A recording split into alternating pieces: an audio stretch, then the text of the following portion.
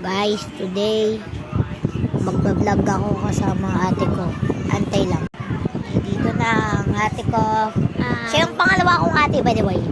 May mas matanda pa akong ate dyan eh. Basta sa malayo lang. Sa ano? Ilang taon Sa ka na? Luneta Park.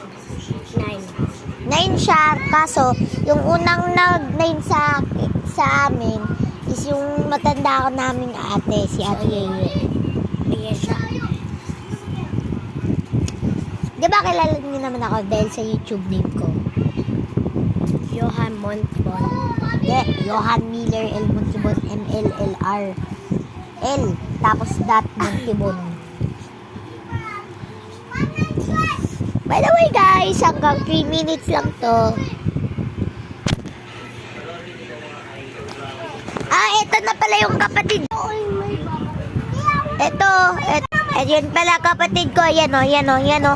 Kinakalaro niya yung pinsan namin, si Marcus. Pinsan daw namin yan, sabi ni Mama. Basuka.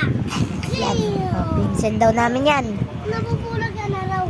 Napupulag ka. Diba kilala niyo naman aso ko, si Purple? Gamit ko pala siya mga 2 beses sa vlog ko. Kasama na yung isa kong aso, si Francis. Bakit naman na? Ay, maliligo. Wait lang, nagbablog.